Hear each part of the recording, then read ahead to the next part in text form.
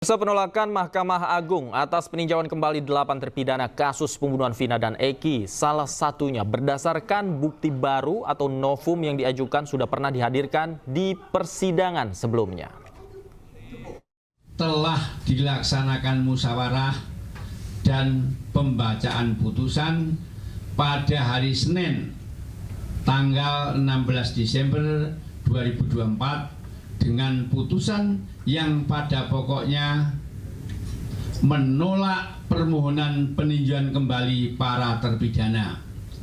5. Pertimbangan majelis hakim dalam menolak permohonan PK tersebut antara lain tidak terdapat kekilapan yudik fakti dan yudik yuris dalam mengadili para terpidana, dan bukti baru atau novum yang diajukan oleh terpidana bukan merupakan bukti baru sebagaimana ditentukan dalam pasal 263 ayat 2 huruf A KUHP. Dengan ditolaknya permohonan PK para terpidana tersebut, maka putusan yang dimohonkan PK tetap berlaku.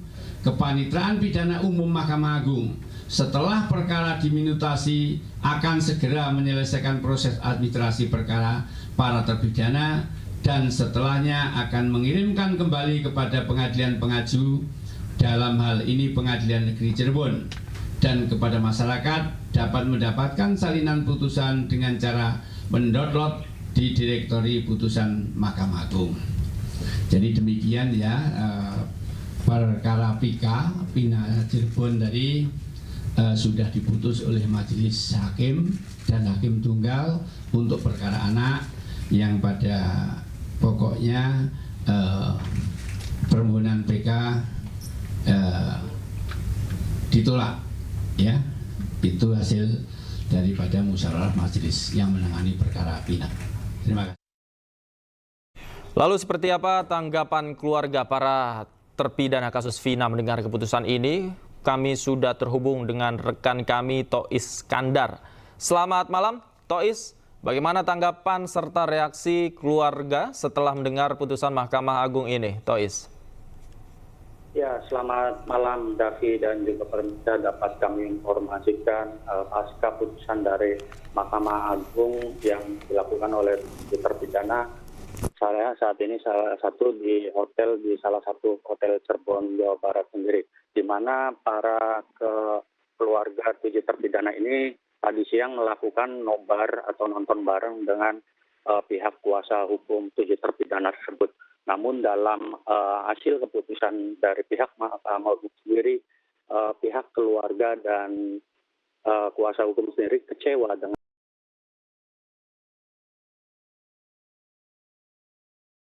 putusan tersebut. Juga Mahkamah Agung menolak dengan adanya pengajuan PK yang dilakukan oleh 7 terpidana. Selain itu tidak hanya 7 terpidana, juga PK yang merupakan mantan narapidana juga yang saat ini sudah dibebaskan, yakni Saka Tatal juga dari 8 tersebut juga ditolak oleh Mahkamah Agung sendiri. Pihak keluarga juga tidak menyangka dengan adanya keputusan Mahkamah Agung yang menolak peninjauan kembali atau PK tersebut, di mana dari pihak keluarga juga sudah menyediakan saksi-saksi baru gitu dan bukti-bukti fakta yang lainnya. Lantaran juga tersebut dari pihak saksi juga menyebutkan bahwa ada novum-novum baru seperti itu. Namun dari pihak Mahkamah Agung sendiri tidak ada novum dan tidak ada kekhilafan dari hakim sendiri.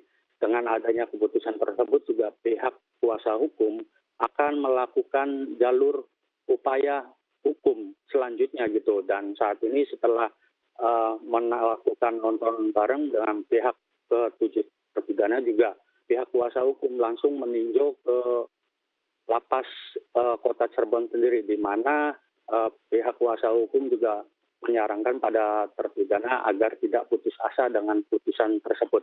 Namun juga hingga setelah itu pihak kuasa hukum langsung melanjutkan ke Jakarta, Mahkamah Agung sendiri. Mereka akan meminta putusan salinan dari Mahkamah Agung sendiri. Nantinya pihak kuasa hukum akan melakukan menempuh jalur-jalur hukum yang ada. Selain itu juga pihak kuasa hukum dan pihak keluarga juga akan melakukan peninjauan kembali atau peninjauan PK yang kedua akan digelar di pengadilan Kota Cirebon sendiri.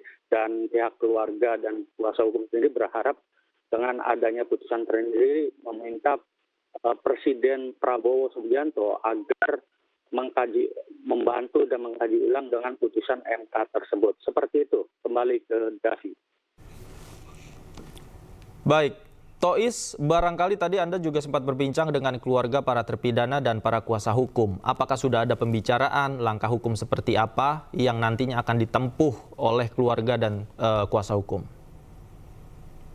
Ya, Davi, kami tadi siang setelah melakukan nonton bareng dengan putusan MK tersebut, maksud kami Mahkamah Agung tersebut, pihak keluarga dan kuasa hukum akan melanjutkan upaya-upaya hukum yang akan diajukan kembali.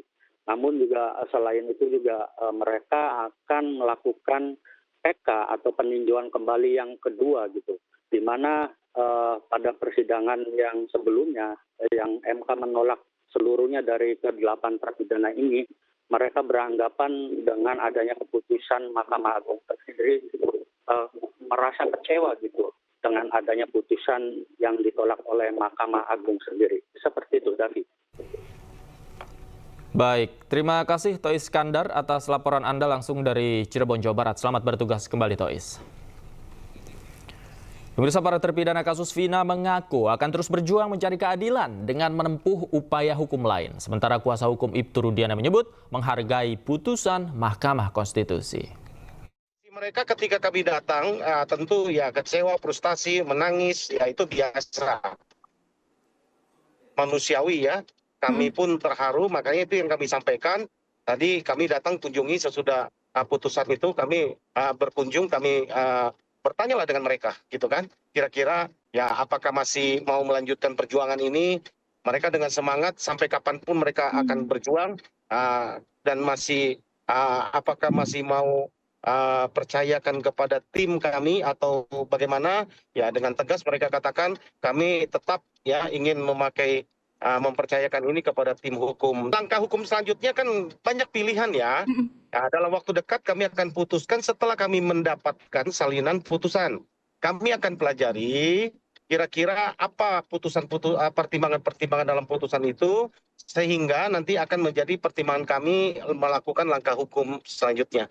Gitu, demikian, Mbak. Kemarin ini para terpidana ini kan telah menyatakan akan mempercayakan sepenuhnya kepada hakim pada Mahkamah Agung Republik Indonesia yang akan mengadili. Mereka menyatakan hakim ini adalah hakim-hakim yang paling benar dan lain-lainnya. Nah, setelah mendengarkan keputusan ini, justru mereka bilang keputusan itu menciderai rasa keadilan ataupun tragedi hukum. Jadi saya juga heran melihat pola pikir mereka ini gitu loh.